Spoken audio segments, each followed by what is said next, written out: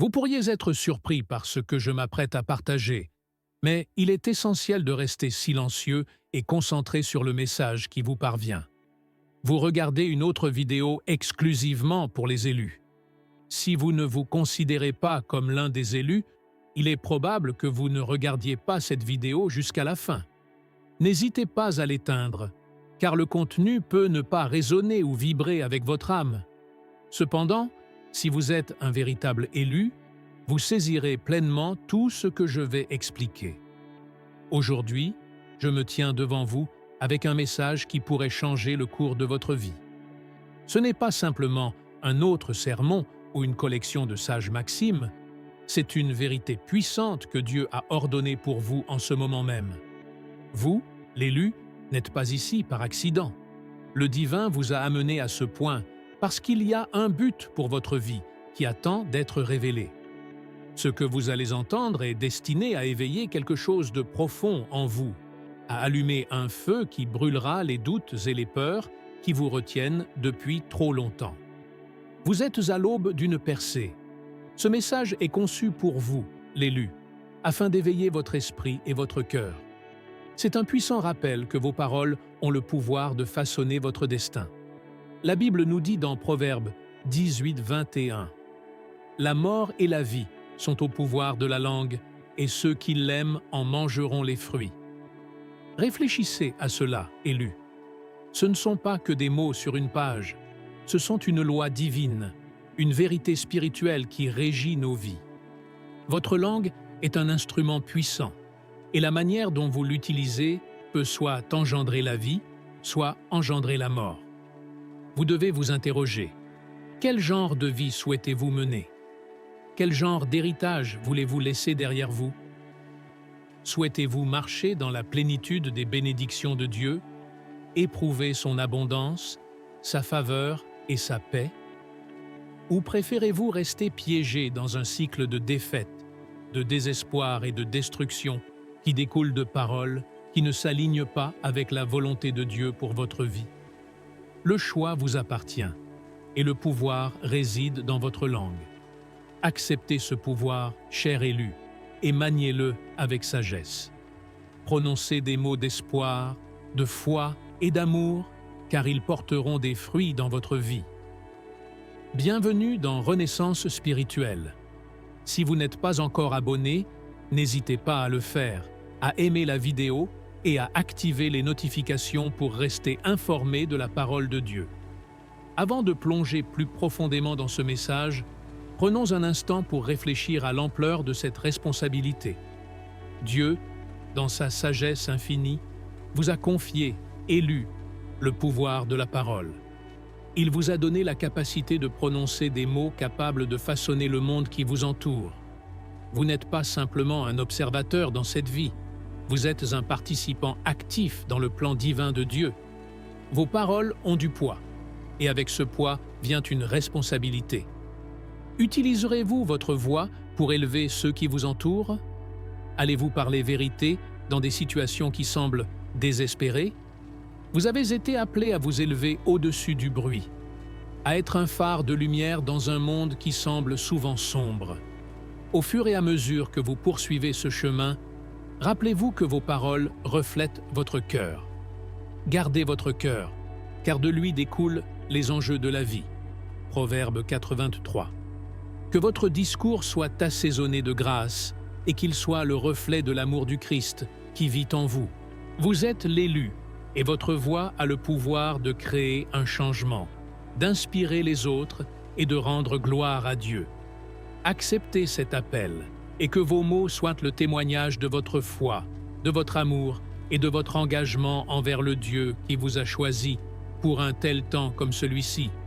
Ce n'est pas un pouvoir à prendre à la légère, c'est une responsabilité divine qui exige sagesse, discernement et maîtrise de soi. Dans le livre de la Genèse, nous témoignons du pouvoir des mots en action. Dieu a parlé le monde en existence, et Dieu dit que la lumière soit, et la lumière fut. Genèse 1:3. Avec juste un mot, Dieu a fait jaillir la lumière des ténèbres, l'ordre du chaos et la vie du néant. Ce même pouvoir créatif réside en vous, l'élu, car vous êtes fait à l'image de Dieu.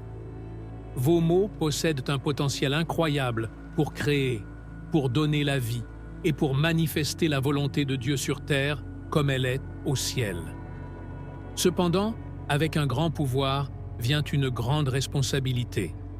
Jésus lui-même nous a avertis des conséquences des paroles irréfléchies.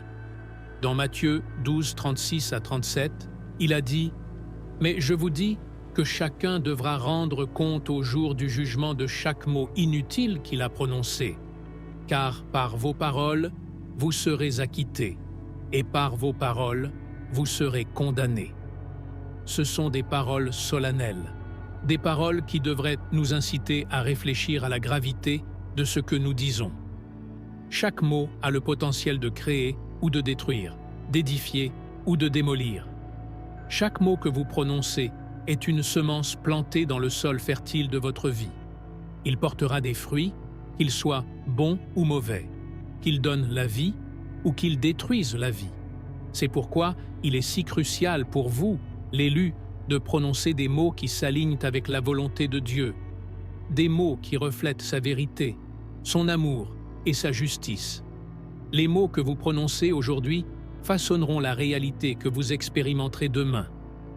Ils détermineront le cours de votre vie, la qualité de vos relations, le niveau de votre succès et la profondeur de votre croissance spirituelle. Maintenant, tournons notre attention vers une bataille que beaucoup d'entre nous connaissent trop bien, la bataille intérieure. C'est la bataille contre l'autosabotage, l'habitude destructrice de prononcer des mots qui sapent votre succès, votre paix et vos bénédictions. Combien de fois vous êtes-vous surpris à dire des choses comme « Je ne suis pas assez bon »,« Je ne peux pas faire ça » ou « Rien ne va jamais bien pour moi ».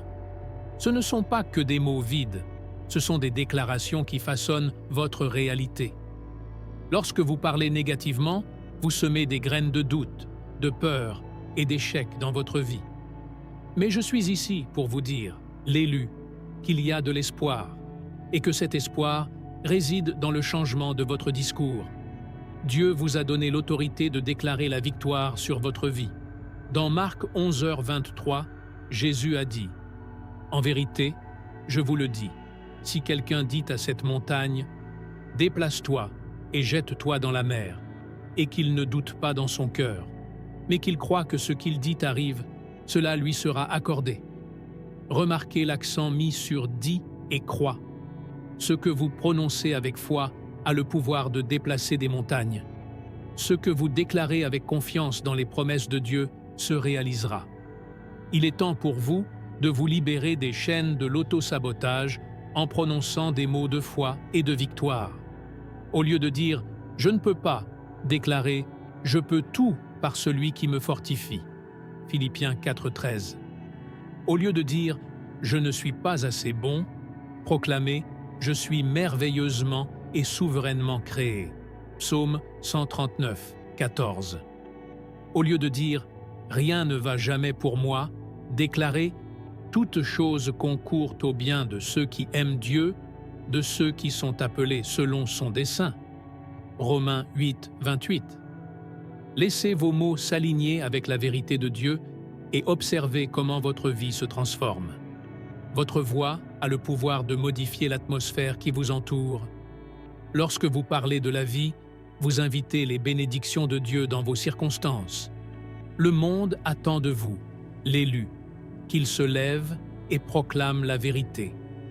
Vous ne vous contentez pas de prononcer des mots, vous déclarez un destin, façonnez votre avenir et manifestez la vie abondante que Dieu vous a promise. En prenant ces vérités à cœur, rappelez-vous que vous avez le pouvoir de changer non seulement votre propre vie, mais aussi celle des personnes qui vous entourent. Vous êtes un vase choisi de l'amour, de la vérité et de la puissance de Dieu.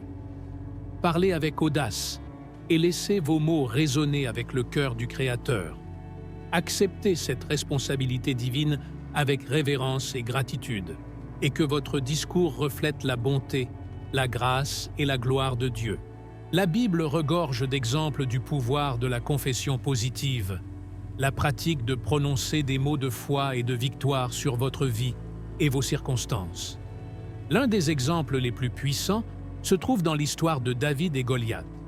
Lorsque David, un jeune berger, a affronté le géant Goliath, il ne s'est pas laissé paralyser par la peur. Au contraire, il a prononcé des mots de foi et de victoire, déclarant « Aujourd'hui, le Seigneur te livrera entre mes mains, et je te frapperai et te couperai la tête. » 1 Samuel 17, 46. Les paroles de David n'étaient pas de vaines fanfaronnades. Ce étaient des déclarations ancrées dans sa foi en Dieu. Il comprenait la vérité profonde que le pouvoir de la vie et de la mort réside dans sa langue, et il a choisi de parler la vie. En conséquence, il a vaincu Goliath et apporté la victoire à Israël. Voici le pouvoir de la confession positive. Lorsque vous prononcez des mots de foi, vous vous alignez sur la volonté de Dieu, invitant sa puissance à agir dans votre vie. Ce principe ne s'applique pas seulement à David, il s'applique aussi à vous, l'élu. Vous possédez un pouvoir incroyable pour insuffler la vie dans vos circonstances. Face à des défis, ne prononcez pas des mots de défaite. Au lieu de cela, déclarez les promesses de Dieu sur votre vie. Lorsque la maladie survient, proclamez « Par ses blessures, je suis guéri ». Ésaïe 53, 5.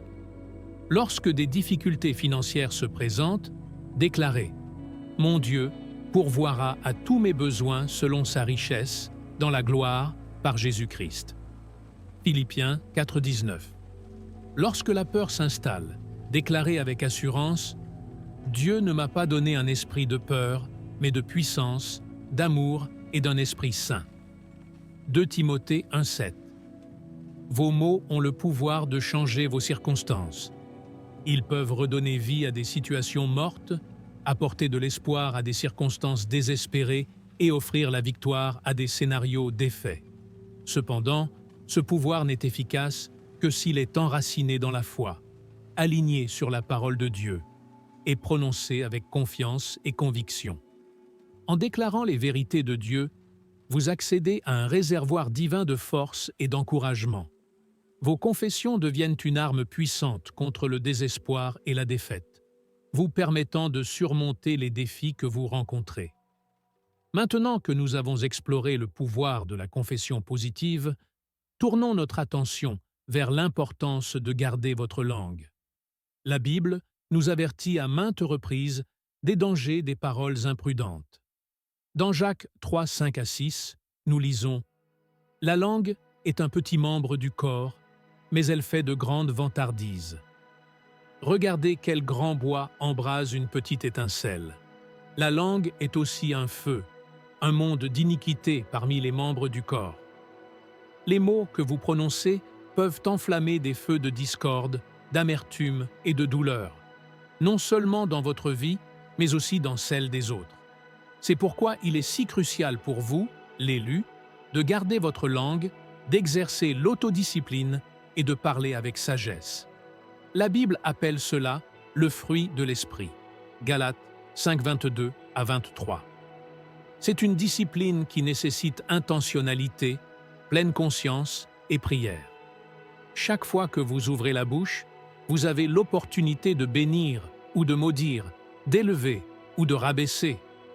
Prenez un moment pour réfléchir à votre discours. Vos mots élèvent-ils ceux qui vous entourent ou les rabaissent-ils? Parlez-vous de la vie et de la vérité ou laissez-vous la négativité et le doute s'exprimer par vos lèvres? Garder votre langue n'est pas une question de suppression de vos sentiments. Il s'agit d'aligner votre discours avec le cœur de Dieu. Il s'agit de choisir des mots qui reflètent son amour et son dessein pour votre vie et celle des autres. Dans votre cheminement en tant qu'élu, engagez-vous à parler de la vie. Mettez une garde sur votre bouche et soyez attentifs aux mots que vous laissez échapper. Rappelez-vous, vous êtes un vase de l'amour et de la vérité de Dieu dans un monde qui en a désespérément besoin. Que votre discours soit assaisonné de grâce, qu'il porte l'espoir et qu'il reflète la lumière du Christ en vous. En pratiquant cette discipline, vous constaterez que votre vie commencera à changer. Vos relations s'épanouiront, votre perspective s'éclaircira et le chemin devant vous deviendra plus clair. Vous cultiverez une atmosphère de positivité, d'encouragement et de foi, tant en vous qu'en ceux qui vous entourent. Étreignez le pouvoir de vos mots, l'élu, et observez la transformation de votre vie. Jésus lui-même a souligné l'importance de garder nos paroles. Dans Matthieu 12, 36 à 37, il a déclaré « Mais je vous dis que chacun rendra compte au jour du jugement de toute parole oiseuse qu'il aura prononcée. Car par vos mots, vous serez justifiés, et par vos mots, vous serez condamnés. » Ces paroles rappellent avec force l'importance éternelle de ce que nous disons. Chaque mot que nous prononçons est enregistré dans les livres célestes. Et un jour, nous devrons en rendre compte. Ce n'est pas un appel au silence, mais un appel à parler avec sagesse. C'est un appel pour vous, l'élu, à utiliser vos mots pour édifier, non pour détruire, à bénir, non à maudire, à encourager, non à décourager. C'est la véritable essence d'être un élu, une vie qui reflète le caractère du Christ dans chaque mot prononcé. As we conclude this powerful message, I urge you, l'élu, to take these truths to heart. Vos paroles ont de l'importance. Elles possèdent un pouvoir incroyable pour façonner votre vie et celle de ceux qui vous entourent. Je vous encourage donc à choisir vos mots avec sagesse, à parler des mots de foi, d'espoir et d'amour. Rappelez-vous, le pouvoir de la vie et de la mort est dans votre langue.